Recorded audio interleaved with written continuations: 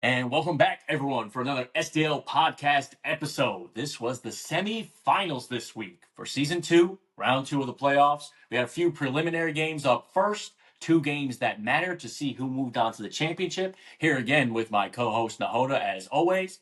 Edie behind the scenes, pulling the strings. I'm going to jump right into game one this week. Like I said, it was a preliminary game.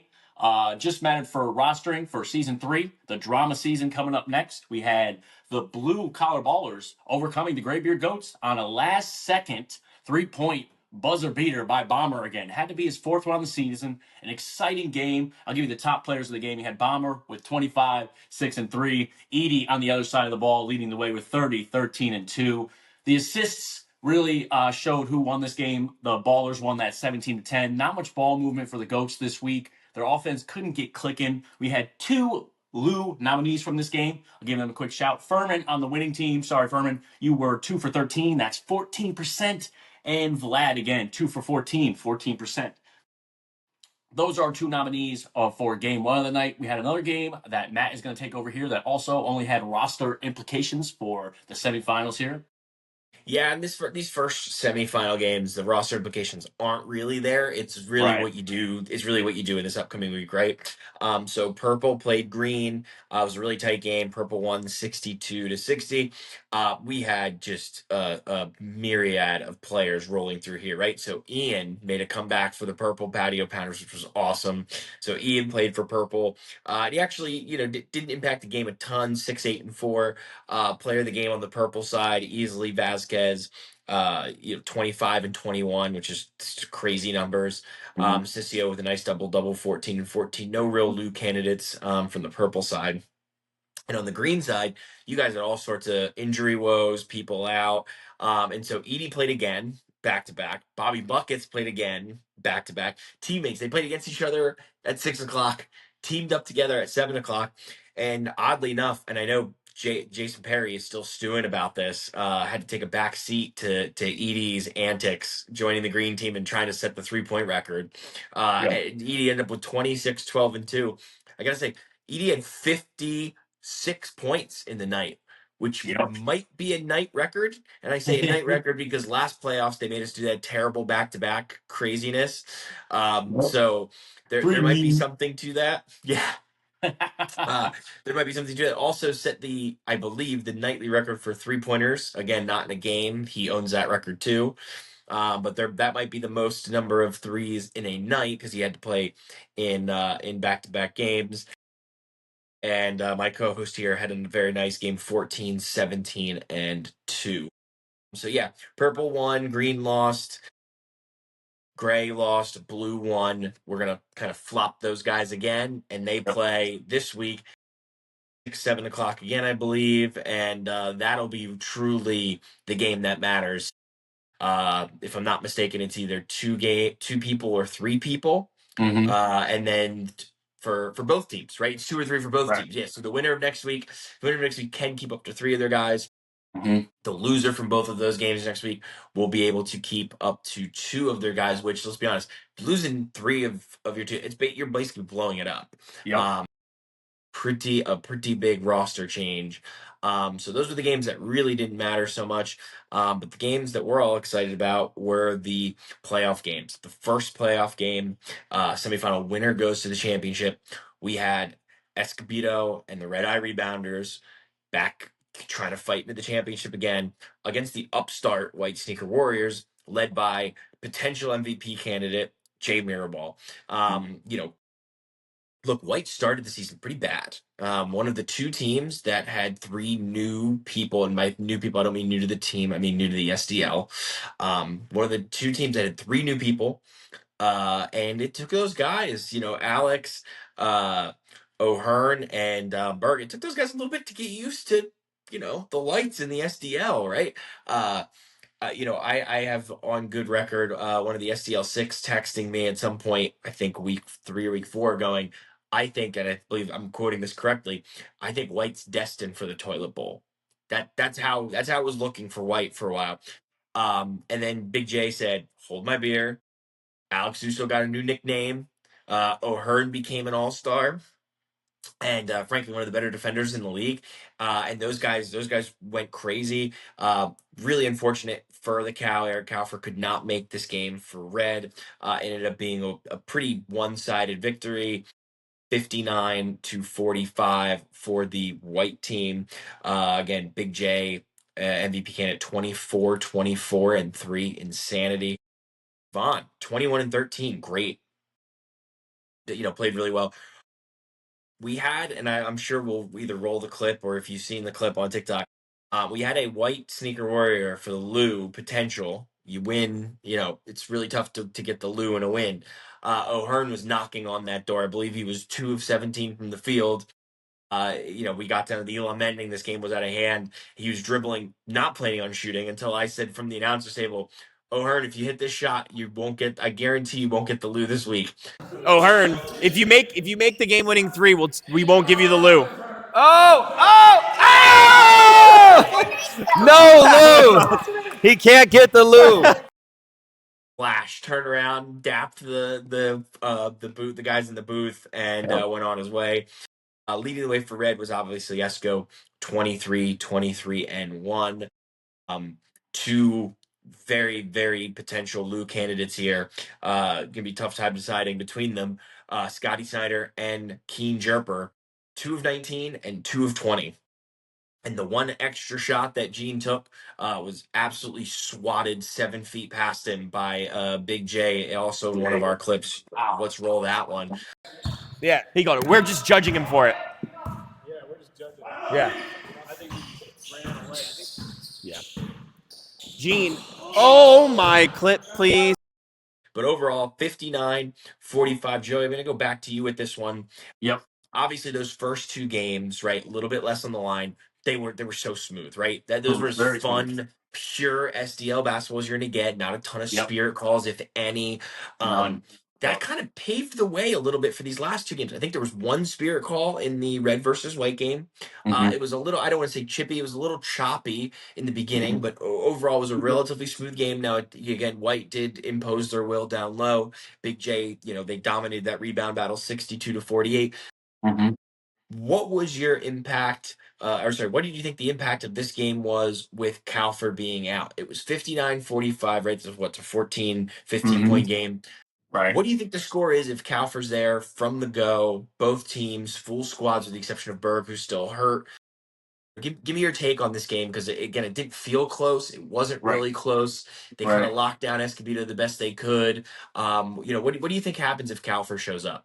It's a much closer game. Obviously, that's a huge player there. They're number 2. What Kaufer does, he spreads the floor for them. He does a lot of backdoor cuts, which makes guys like Snyder and Rosenthal and Gene get better open looks, so they don't have to really create their own shot. They can just catch and shoot in their specialty area there. With him there, it's still a tightly contested game. It's a completely different game. Obviously, you can't really double Escobedo as much because then you're leaving someone else like Kaufer open or something like that. He'll be able to help out on Jay with his size. But, I mean, potentially White, they still win the game if Kaufer's even there. They've been absolutely rolling. O'Hearn was all over Escobedo this week, but Escobedo's still getting buckets there. Put up a Player of the Week nominee in the loss, 20-something, 20-something again. Big J was unstoppable down low. I mean, Escobedo did everything he could to stop him and slow him down.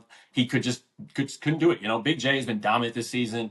Don't even know how many blocks he had because it's always skewed every week, but he had a huge game again. 24, 24, 33 pie. That was the biggest of the week. Huge game for Javon there. But it was tough. Like we said last week, with Escobedo and Kaufer being out, and Escobedo's going to get his points, where are the rest of the points going to come from? I'm looking at Red. They only shot 23% from the field, only had 6 assists for the whole team. That is a disaster in a playoff game. 2 guys going for Lou nominees. It's tough sledding. But one more part about that, rolling into it, the first 2 games, like you said, no spirit calls, very smooth. Very little foul calls, and that rolled into the next 2 playoff games as well. They went pretty smooth, no bickering, no back and forth. Remember, guys, this is just organized pickup ball with a group of great guys we got going here. We don't want to get into the bickering, so it was nice to see this week everything flow and keep going very well for us. Yeah, I have a take. I don't know if it's a hot take, just considering the way O'Hearn shot the ball, the way Alex C shot the ball. He was 3 of 20. Could call him a Lou candidate in his own right. I think if Kaufer's there, he's averaging, I'm going to take a swing because I have no idea what it is. He's got to be averaging, 16, 18 points a game? between there, yeah, in the teens somewhere in that Yep, range, right? yep. That's just feel like could be, plus or minus 4, but you can't just go ahead and add that to Red score and be like, oh, they're going to tie. But you can Right. say, he's going to have more points. But I'm not sure he's taking points away from Snyder and Gene and Mike, because he does open up, like you said, he opens up Right. points for everybody else. So normally you can't just add it to the score, but I think in this case Right. you might be able to add it to the score.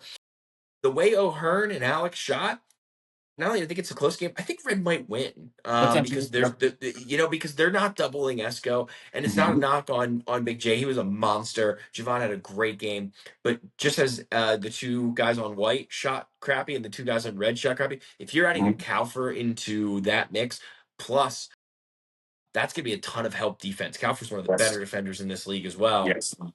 He jumps in with Esco, or taking turns on Esco, so Esco's not as tired. I mean, Kaufer, I don't want to say the newbie let his team down not being here, but it was tough. You know what I mean? His- I think him not being here really, really hampered Red, and I genuinely think that you can't just say, oh, it's an asterisk because they would have won, but that goes right back to a 50-50 game, in my opinion. Either team could have won that game if Kaufer was there. To me, they missed his second chance points the most, because obviously with Escobedo Great shooting point. from the perimeter there, the other three guys there are all guards, very my height, shorter guys in the league.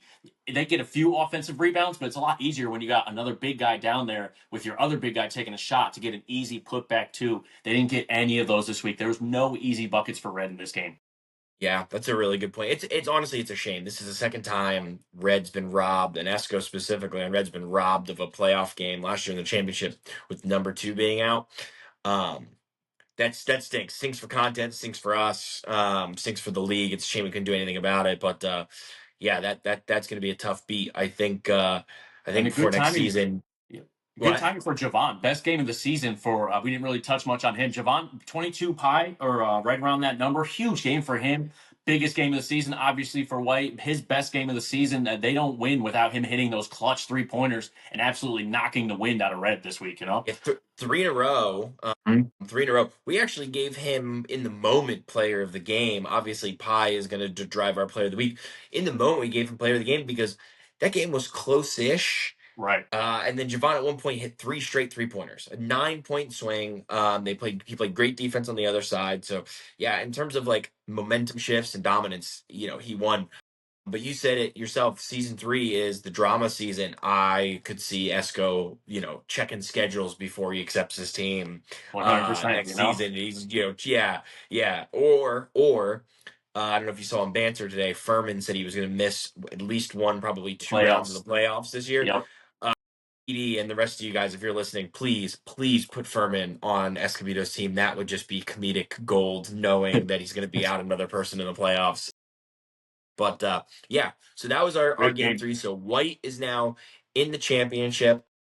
First time for Big J in the SDL championship. Got sort of robbed, he feels, in round 1 last year. So no round 1 exit for Big J this year. Been playing like an MVP, and he's going on to face the winner of last week's Black versus Maroon game. Joey, why don't you run us through that? Yep, run us through that. Game 2 for the playoff series this week. It was our last game of the night. We had the Blacktop Legends versus the Maroon Muscle. Full team versus full team here. Saka showed up right before game time, coming off of the plane. Unfortunately, he got hurt early on, so that was a detriment to Maroon there. Black was able to assert their dominance because of that. It was a 20-point game. They won 90-70. I believe Maroon cut it to about 13 a few times in the third and fourth quarter. They just couldn't get over that hump there without their main guy, Saka, there. I'll give you a few standout players here. Watching the game, I didn't realize he had that many, but Bregman had 30, 11, and 4. Huge game for Bregman. And I don't know if he's going to be there next week or not, but that could be huge implications. He's not. So he's going to be in Disney. His wife dropped the hammer.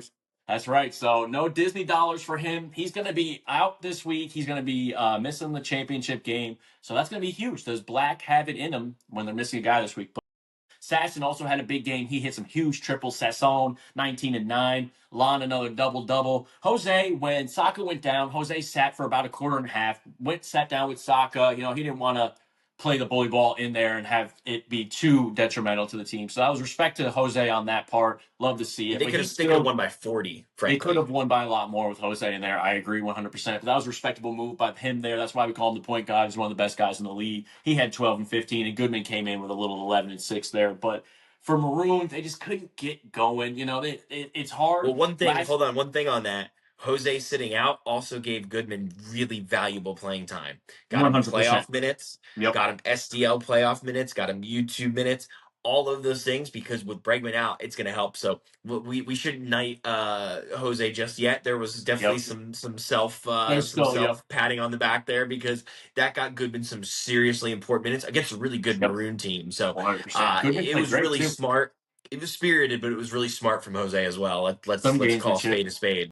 I like it there. It's a great take there. It went right over my head. I didn't even think about that, but as well. But for Goodman as well, I didn't even touch on this. I think he only missed one shot this week. He was either 4 or 5 or 5 and 6 from 6. Yeah. Great game from Goodman there. But like I said, last week Maroon had 3 players shoot over 50% from the field, and I said in the podcast last week, water finds its level.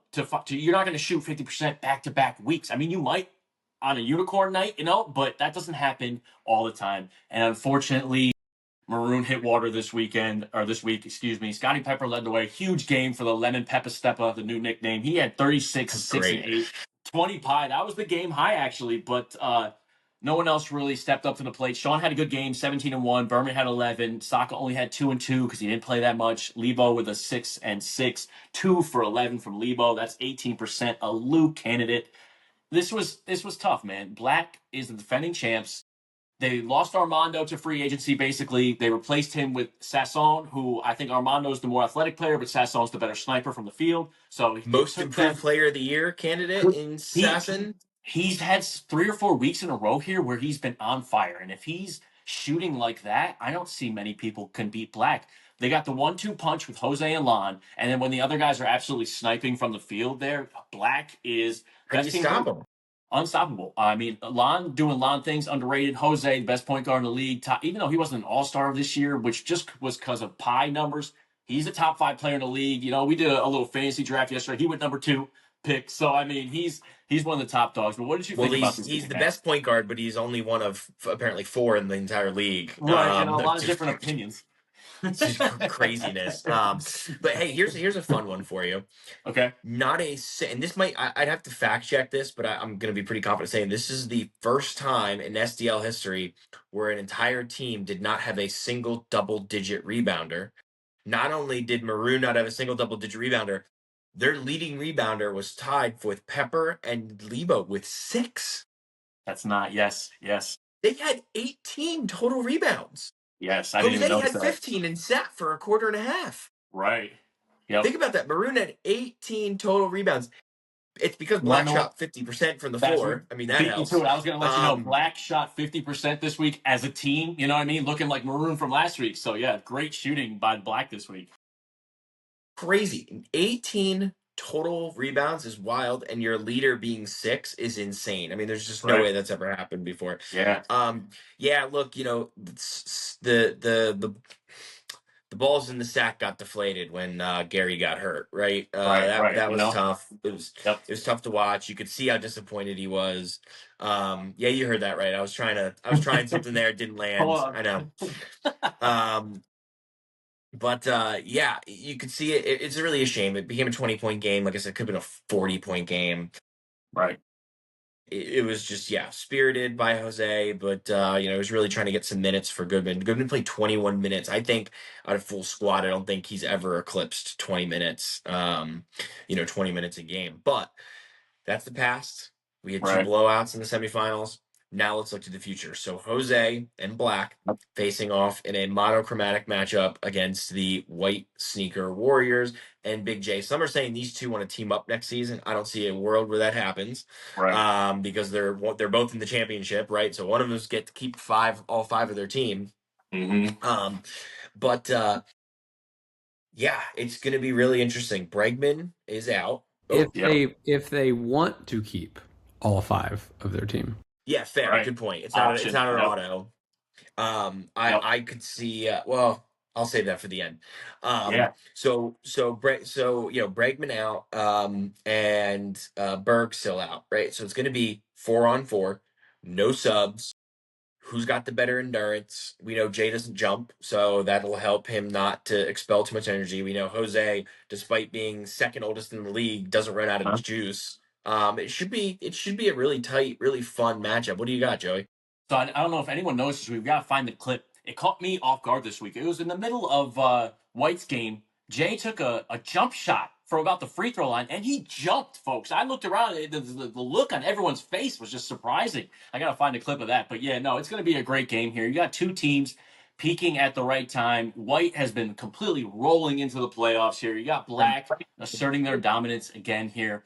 Jose, Lon, Sasson, Goodman, Hearn, Alex C, Big J. You guys, I mean, this is going to be a game here. You know, it's going to be back and forth here. Like you said, no subs. Who's got the endurance? Who wants it a little bit more? White plays that inside out game. Black does the same as well. Lon and Big J down low is the battle of the bigs, leading rebounders in the league. They are going to bang back and forth down there. I see this one being tightly contested. I don't know the line. If I had to pick a line, I'd say 1.5 Black. Give them the respect as the defending champs, maybe. But White right there, neck and neck with them. I could see this being either way. It's going to be a tightly contested battle, though. Both teams keep it nice and slow. White, I know they want to play inside out. Hopefully they can wrangle in their three-point shooters this week, play through Jay, play through O'Hearn, and we'll see what happens. Interesting. Maybe Javon comes back with a back-to-back, 20-point splash game. If they do that, I see White winning, but So you think Black without Bregman is favored in this game? I'm giving them their respect only because obviously it's 4-on-4, and Goodman is no slouch, man. He comes out there, he rebounds very well, he defends very well. If he can hit his shots for Black, that's the X factor. Obviously, I think Sasson's a mini X factor if he's hitting his shots too. But Goodman's he's underrated a little bit. His defense is on par. He boxes out very well. He's active. He seems to be in great shape, obviously stamina-wise. So he doesn't seem like a guy that gets tired. But yeah, what a slugfest this is going to be, and I'm excited for it. I think I would have had this at a pick'em in this situation. Yep. What? Yeah. Mainly because I do think in a title game, you'd give the edge to the team that's been there before. But that being said, they're going to play with 4 guys instead of 5, which is something that they have not had to do often. White's been doing it for 4 weeks straight. They like to call that their crutch, even though it's not actually a crutch. And it's going to be interesting. It's going to come down to, is Sasson hitting his threes or is he missing them?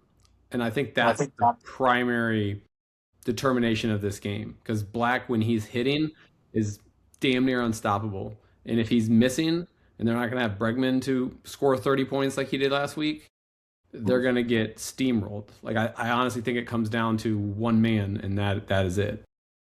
I think that's crazy. I think even a pick 'em is crazy. I think this line should be White minus 2.5. I don't know. Do we have a line from Break? We do not have a line. Hit him up quick while we're see if we can get it live. All right, we'll try. That seems crazy. I think White should be favored by 2.5 points. They've been playing with 4. Berg's out. They know how to play without him. I think that is I think that's a one-sider. So while we wait for the line, Joey, the question I want to ask you, no PC answers, please. Yep.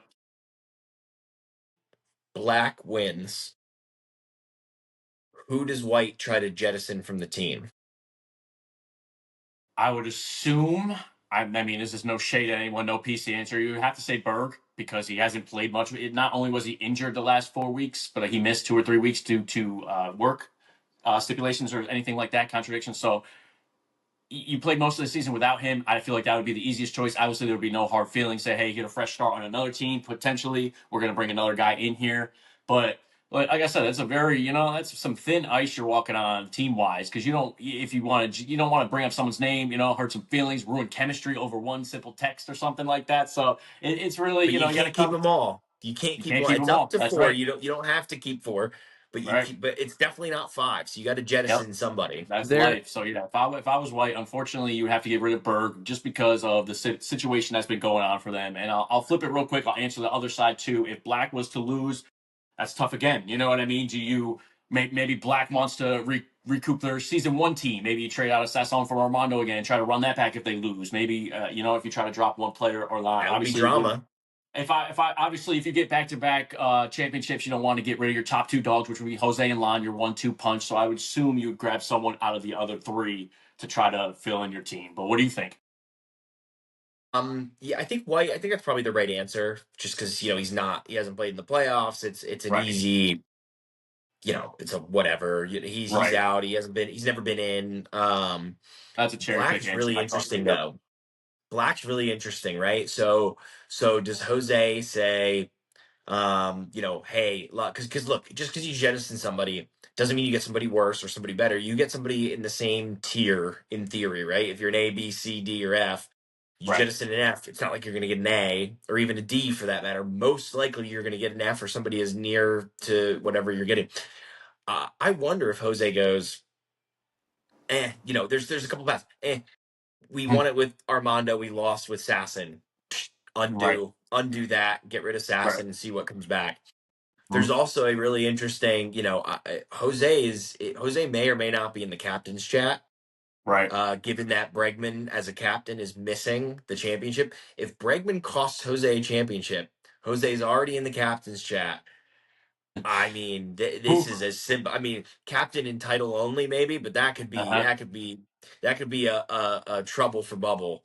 Is all I gotta Trouble say. for Bubbles. I love it. Troubles for Bubbles. You never know, though. Sometimes you never know. You're never in the mind of these guys. He might pull a, LeBron, and he's saying, "I'm taking my talents somewhere else." Imagine, if one of the best guys on one of the teams saying, "Hey, I'm the one guy who wants to leave, fill in with another A, and see what's up."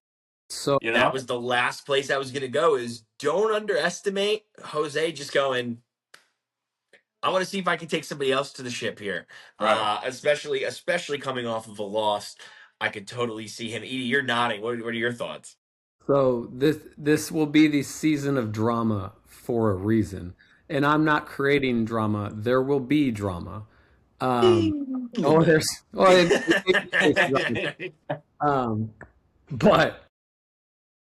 the thing that people don't realize with who you get to keep and who you get to let go, everyone's thinking of it like the dynasty and the prolonged franchise and moving forward and keeping it together. But what the SDL really is pickup basketball with your buddies and playing with the same guys for a very long period of time isn't probably as fun as playing with other people, different styles, merging with different teams. I can say I had a ton of fun this season playing with a completely different team than I had in season 1. Not one guy stayed the same. Now, I will say some consistency probably would have been nice. I would have liked to have. Seems like you had more fun on green, but that's just me. I did have a lot of fun on green. Yeah, green was fun, man. Hit. I think it's the number 3. I think 3 might be fitting for me. I might have to lose the 4 and go to a 3 after how I was throwing. What numbers Fernando? 3. Yeah, what number is Mendoza? He's 15. He's 15. There might be something to that. We don't need to go into that territory. Lebo's already cursed that number. So, I had no idea. But I will say, I think that we're going to see movement from guys that we didn't expect would leave because they want to play with other people. And that's not a Black specific. That's across the entire framework of everyone. It's the season of drama when you see a Rosenberg or a Perry or a Big J or a Jose, whoever, an Esco leaving their team to go to a different team. It's going to happen with someone, and the team dynamics are going to get very, very shaken up. It's going to be awesome. 100%. Yeah. Super, super excited. So, Joey, why don't you end us with our player of the week, which is obviously the lesser reward, and more importantly, the Lou. Hey, I missed. I know we had the Lou. Did we warm up with the Lou and go through that this week? I missed that. We did. Okay, cool. I see him out there. Heavy warm up. Yep. Good, awesome. Yep. So, Joey, why don't you take us there, and then I think that's it. Unless Edie has another curveball for us. Before you name the Lou, I don't know which direction you're going with this. If it was just in the games that mattered, or if you're going overall. Yeah, where'd the poll end up, by the way? It was like 50-50 last I saw. It was like 9-9. Well, I don't care luckily which enough, league the guys who won both awards were from the playoff games, not the preliminary games. So it Okay. worked out.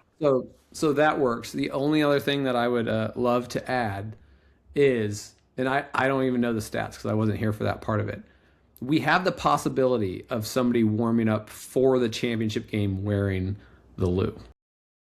I don't know if they were in contention and it was close, but that would be a pretty awesome sight to see from a social media standpoint. Look, it's always possible. Winning the game does Winning it doesn't make it impossible. It does make it Unfortunately, make it really, really hard to win the Lou because, in theory, we don't want this to be just about the poor shooting. It was the poor shooting and the impact it had on your team in the game. Yes. So it'd have to be a really it'd have to be a really bad shooting performance in a win. 100%.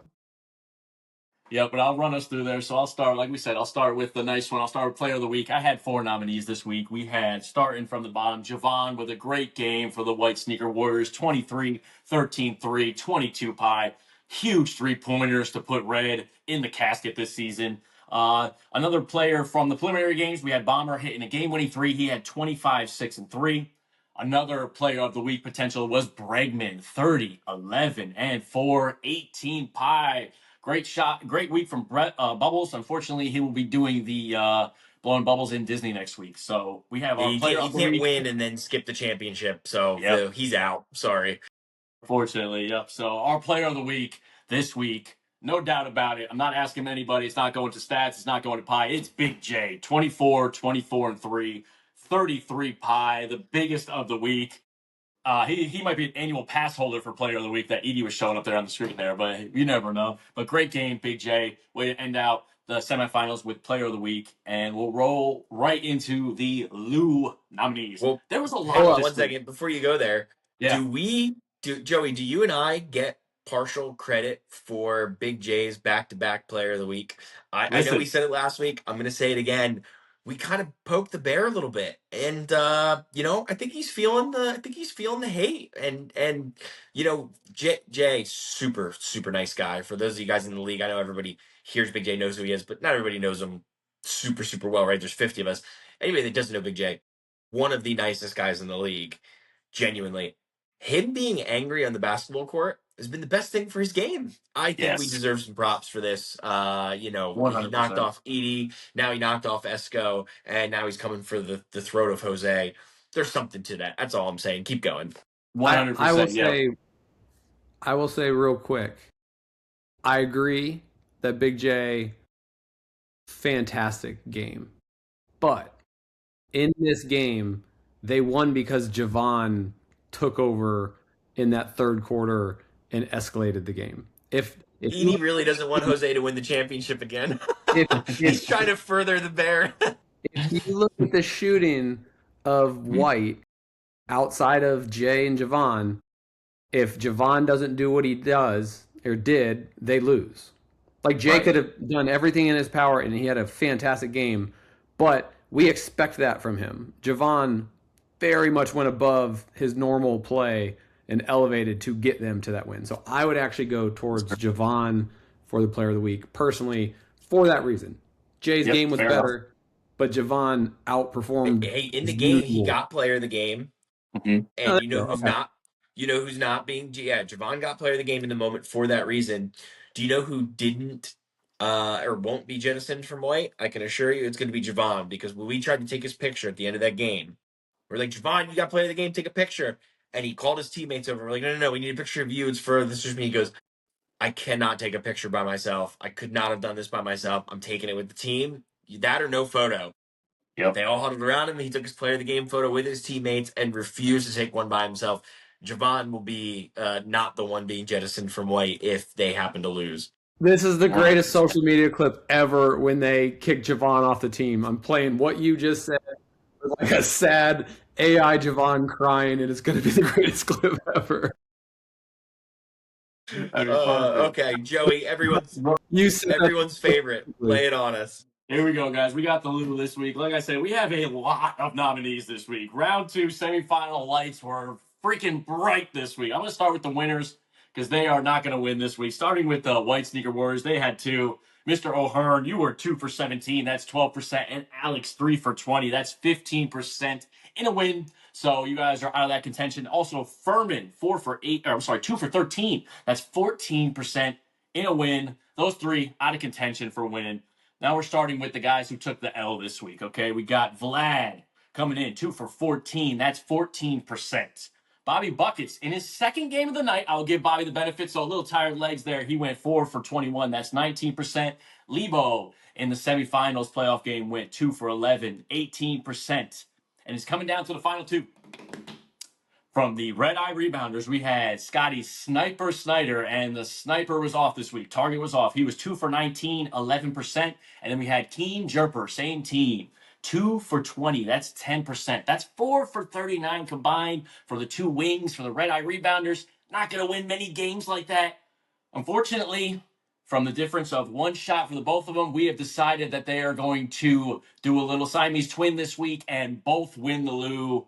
Gene and Scotty Snyder, unfortunately, you are Lou winners for the semifinals this week in the SDL. Congratulations.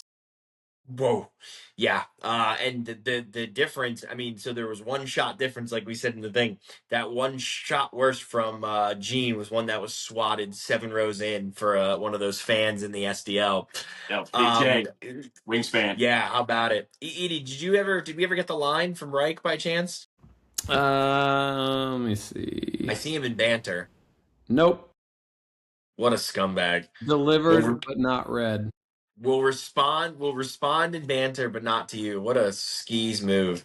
That's tough. Yeah. Yep,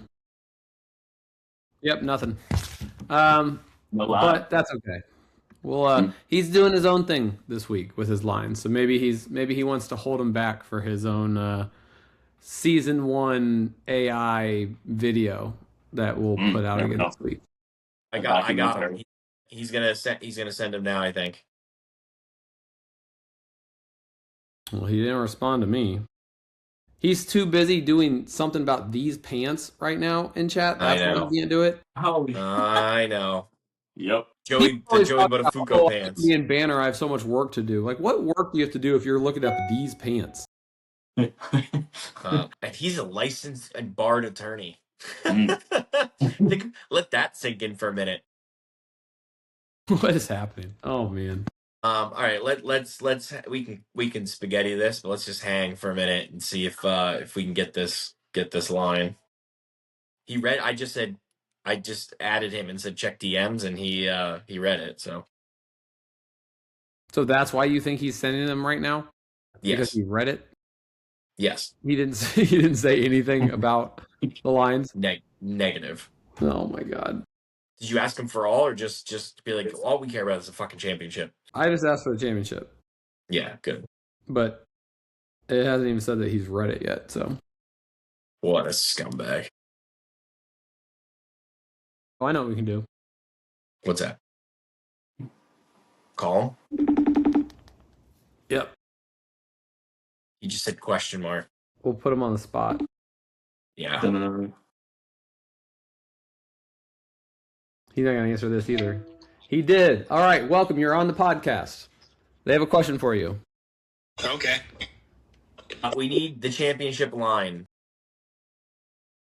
Okay.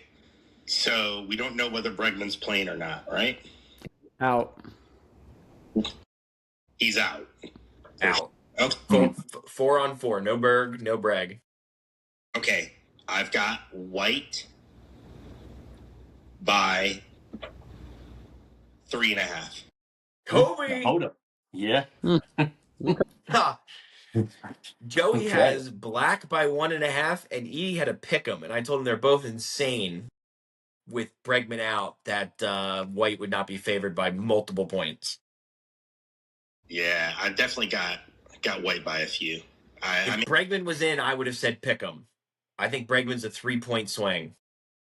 I would have said if Bregman is in, I would have picked Black by 1.5 to 2.5. You think he's worth 4 or 5 points? Holy shit. That's a lot. not having a sub, and I mean, White's, both of them are great defensive teams, but I just think that Black's not going to have quite enough offensively without Can we get an over/under out of you as well? All right, I'll give you an over/under. Let me think. I've got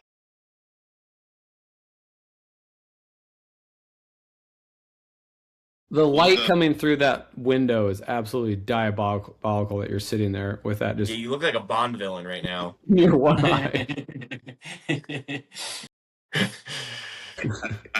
So, by the way, swiveling in a black leather chair didn't help the whole Bond villain thing either. By the way, Next, he's gonna pull out a hairless cat. yeah. Ooh. I'll go 120.5. Wow, it's higher than I thought. I had I was gonna say 116.5 just because of the good defense and no Bregman. I could see that. I was Yeah. Black did score 90 last week. Yeah, a sackless maroon. That's And true. by sackless I mean not having to do with Gary Not- Sacca, but Lebo played. Oh, I thought you were talking about Lebo. Yeah, I thought you were about Lebo's surgery. I was. Okay, thank you, Reich. Yeah. All right, you're welcome. Good luck with the podcast. Appreciate Just it. hang up on him. It's Just fine. randomly calling people will be a lot of fun to get them on. I just hung up, and he's just like waiting for me to talk. I think that might be the future of podcast goes, where we just keep Can't we just spam people? have no clue. I just sit over here just FaceTiming people, and they're just like, "Oh shit, should I answer?" And then it's just boom, you're straight on. Yeah, Yep. just spam. Raw take. Just spam people. I love that actually. That's Um, better than inviting in, because then we can get it at the time we need it. Right, exactly. Anything else to talk about, boys? It's gonna be a good Okay. week coming up. Sign up.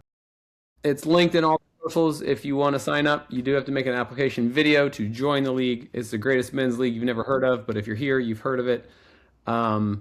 Yeah. And one housekeeping item, please, if you're going to attend the championship game, 9 p.m., everyone is invited. Please RSVP. Also, if you live in trails, please walk if you can, carpool if you can. Parking is going to be a disaster. Also, folks coming in, the minute you go through the gate, turn left. There's a parking lot over there. Please fill those as much as you can. Save the close parking for the players. We want to make sure Black and White can park closest to the gym. So if you're not on one of those teams or on the broadcast crew, please park in that side parking lot to the left. But with all that being said, for my co-host, this is the second to last season 2 pod. There'll be one more, at least one more. We might do a preview. We kind of covered it here, but for the most part, this is going to be it. There's going to be one more post-championship. We'll talk about the championship game. We'll talk about the season. We're going to talk about all the turnover with the teams, because we're going to know how many people, we know roughly how many people are being lost. So the season-long recap and championship podcast is going to be a really, really fun one. Then after that, we'll probably take a week off and then start season 3 previews. We're going to do some fun things. We'll guest teams. We had a fantasy draft that really says a lot about where we think A's, B's, C's, D's, and F's kind of lie on that scale. So a lot of fun stuff coming up. But for my co-hosts, Edie doing all the work behind the mic, and Joey, appreciate you guys both. Appreciate the fans, everybody listening. Shout out Sports Visio. Bon voyage, and we will see you post championship.